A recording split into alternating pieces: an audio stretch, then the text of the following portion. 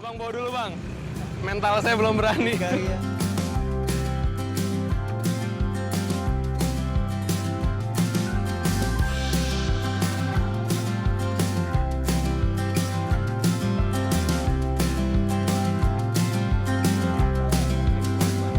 Siapa yang tidak mengenal hidangan satu ini? Yap, siomay.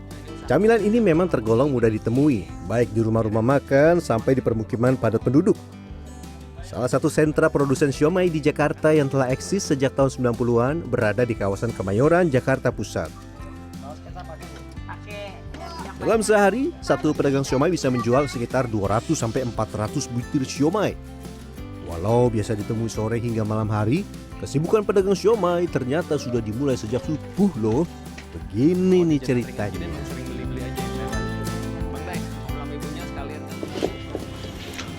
Selamat datang di segmen Saya Menjadi. Ini agak ngantuk karena sudah dari jam 4-an tadi siap-siap. Ini lagi belanja dulu di pasar. Dan untuk mendapatkan siomay yang segar dan enak, bahannya harus yang segar juga dan dibelinya setiap hari. Jadi tiap hari begini rutinitasnya tukang siomay.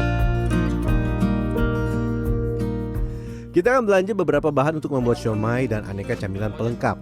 Telur jadi salah satu favorit. Total 10 kg telur kami beli pagi ini. Nah, siomay tentu tidak lengkap tanpa ikan. Walau identik dengan ikan tenggiri, tapi bila di pasar ikan tenggiri sedang tidak tersedia, ada banyak alternatifnya. Ya, cocoknya ya tetap aja tenggiri sebenarnya sih. Cuma selain tenggiri paling tuna, marlin, sama gitu aja. Kalau lele tawar misalnya. Ya, bisa, cuman tawar. Rasanya nggak ini. Lanjut kita belanja kebutuhan lain. Oh, dicampur ayam Pak De? Minyaknya, minyak ayam, bukan ayamnya. Minyaknya aja. Kenapa? Kalau siomay terus pakai minyak ayam biar rasanya tuh empuk, gurih, halus, gurih gitu. Tapi campuran untuk siomay belum selesai, beli juga udang rebon ya. Meski berukuran kecil, udang rebon memiliki rasa yang sangat gurih. Ini membuat aroma khas siomay ikan akan menjadi semakin kuat. Selain siomay dan telur, kita juga membeli beberapa kilogram tahu putih, tahu goreng, pare, kol, serta kentang. Oke. Udah sampai terang dan ini udah ready semuanya. Semua bahan-bahan yang akan kita bikin jadi siomay. Nah, ini dia. Ada puluhan gerobak. Permisi. Tidak hanya berdagang, para pedagang siomay di sini juga mahir membuat aneka siomay yang akan dijual siang nanti. Makanan yang ada dalam satu piring siomay yang paling jadi favorit ya, apalagi kalau bukan si siomaynya. Dan ternyata bumbunya banyak.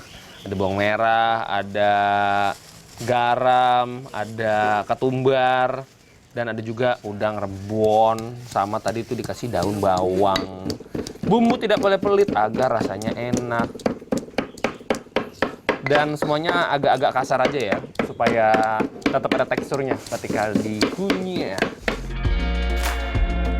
Untuk mencampur tepung tapioka dan tepung sagu menjadi kalis, gunakan air kaldu dan minyak ayam. Jangan air biasa. Agar praktis, ikan direbus bersama dengan jeroan dan kulit ayam yang telah dicuci bersih.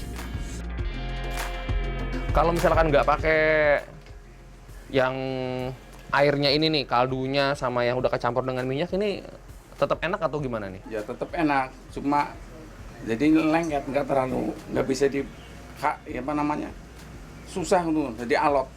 Oh, jadi kurang kenyal? Kurang kenyal, bener. Agar daging ikan serta jeroan ayam terasa di setiap gigitannya, cacah sampai berukuran kecil seperti ini. Perbandingannya itu biasanya sih 50-50 ya, dalam artian kalau pakai ikannya misalkan 10 kilo ya ayam dan jeroannya juga kurang lebih 10 kilo. Kalau mau pakai ikan semua juga bisa, tergantung selera. Sebelum dicampur dengan tepung terigu dan tepung sagu, aduk dahulu bumbu dasar sampai merata. Loh, ini apa Pak? Mie Loh, kok biar tambah empuk. Loh, tenan? Tenan. Oh alah. Oh, pas briefing nggak ada omongan pakai mie. Mendadak, saya juga kaget. Monggo, Pak. Hah? Oh, jadi setiap somai yang saya makan itu biasanya Ada yang pakai mie dan pakai labu. Ada yang pakai Kita pakai mie aja. ada yang pakai mie, bisa pakai labu. Biar menambah. Ya kenyal, biar kalau Terakhir, masukkan tepung sagu dan tepung tapioka. Ini harus betul-betul rata ya, agar rasa satu siomay dengan siomay lainnya sama. Tekstur yang diharapkan untuk membuat somai yang biasa kita temui di abang-abang gerobakan yang seperti ini nih, tidak terlalu encer tapi tidak terlalu kental juga. Masih ada teksturnya sedikit. Sekitar 6.000 siomay dan pelengkapnya dibuat pagi ini dan akan dijajakan oleh 20 orang pedagang. Pernah nggak sih waktu lagi bikin terus gagal dan karena apa gitu? pernah. Pernah gagal? Pernah. Iya. Itu gimana ceritanya tuh waktu itu? Ya, karena salah ini apa biasanya salah apa namanya bahasanya ya, salah ukuran, salah takaran. Kalau kita belum menjiwai ya kan, belum tahu persis ukurannya salah, jadi diaduk dimasak nggak matang gitu. Lanjut kukus siomay hingga matang. Kira-kira gimana nih ya rasanya? Rasa somai yang telah dicampur dengan berbagai ramuan kalau kata bapaknya. Kenyalnya pas, bumbunya dapet, gurihnya ada dari, kalau dirasa-rasa berasa nih ada udang ebinya. Tapi yang saya paling suka nih teksturnya nih ya. Tuh. Kenyal pas ditarik, tapi tidak terlalu susah ketika digigit. Pak Mau nyobain ngangkat nih. mantap. Selain siomay, kol juga jadi salah satu sajian yang paling laris. Kol yang telah dipisahkan hingga bentuk lembaran, kemudian direbus dalam air mendidih hingga matang. Setelah itu kol digulung dan ditekan kuat hingga berbentuk seperti ini. Kol yang berantakan digulung dulu. Nanti setelah itu tinggal digulung sama kol yang masih berbentuk utuh seperti ini.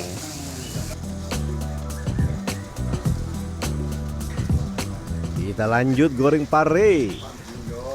Ada beberapa tips biar pare nggak pahit. Salah satunya adalah nanti di bagian tengahnya ini nih dibuang. Tapi buangnya nanti aja. Kalau bikin dalam jumlah yang banyak, ngebuangnya pas udah matang si parenya. Karena kalau sekarang lebih memakan waktu. Jadi pas udah empuk baru kita buang. Masukin, Pak. Kalau mau kadar pahit dalam pare berkurang, bisa ditambah garam dalam proses perebusan.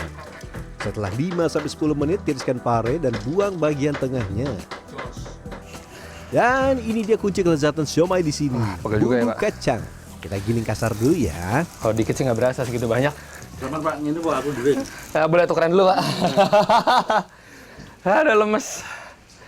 Gantian. Kayak saya paling baru mungkin 2-3 kilo itu. Monggo, Pak. Silahkan.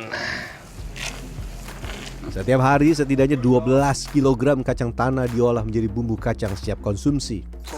Setelah halus, masak kacang bersama dengan garam, gula, dan sedikit lada.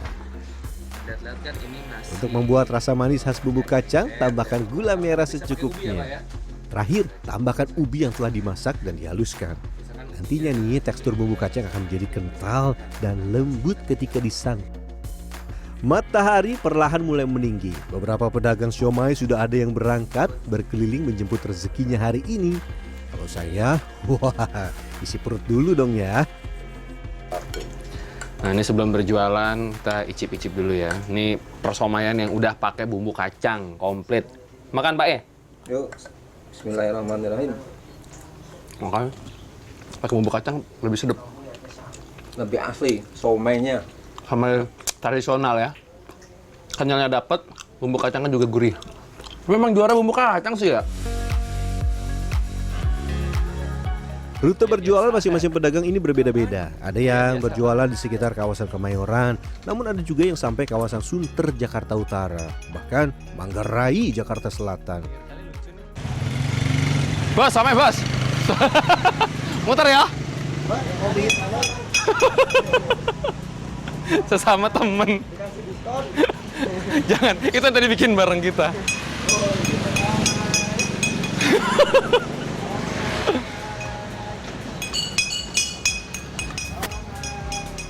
Waduh, saya ini begitu kepayahan menjaga keseimbangan gerobak yang saya bawa.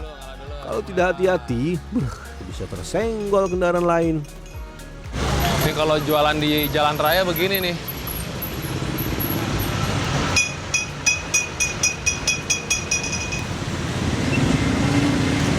Ntar ada truk. Aduh. Ngeri.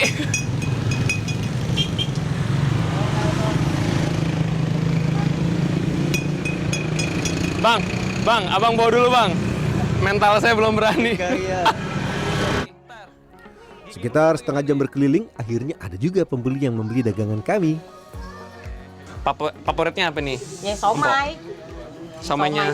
Sama sama kacangnya itu loh yang bikin enak. Pakai jeruk limonya tuh lebih enak. Sedep ya. Kalau jajanan somai gini favoritnya ente apa, Po? Oh, somai, otak-otak, tahu. Favoritnya ya. Masuk dua, Bang. Kalau jajanan gini emang langganan. Langganan ada, kadang sore juga ada. Anak juga doyan. Beberapa pedagang somai tidak jarang berjualan hingga tengah malam. Sebab dagangan ini hanya mampu bertahan selama sehari. Karena tidak menggunakan bahan pengawet sama sekali. Kalau saya terus terang nggak pernah kejadian apa-apa. Yang paling kejadian cuman ban bocor doang udah. Kalau saya, tapi kalau masalah teman, saya pernah dengar ya pernah keserempet, cuman udah diganti gitu. Yang pakai gerobak, itulah yang gerobak pakai dorongan yang besar itu. Oh, yang coklat itu. Iya, itu memang pernah itu. Berkutat dengan bisnis siomay selama puluhan tahun membuat Damuri, sang pionir siomay gerobak di kawasan Kemayoran ini telah melalui beragam hal. Misalkan kalau penjualnya ya kan keliling di jalan, bisa dihipnotis orang, diminta duitnya, diminta HP-nya, ya kan, bisa ditodong, gitu kan. Bagi penjualnya ada sayanya di rumah yang menyediain, juga ditipu sama pedagangnya, ya kan. Matahari perlahan terbenam di ufuk barat, tapi perjalanan saya masih panjang. Target hari ini 300 buah siomay dan pelengkapnya akan terjual. Nah, ada yang tertarik berdagang siomay seperti saya? Harus ulet dan sabar, terutama ketika berdagang dan menanti pembeli memanggil kita. Rian Fernando, Dwi Agung Yuldiarto, Jakarta.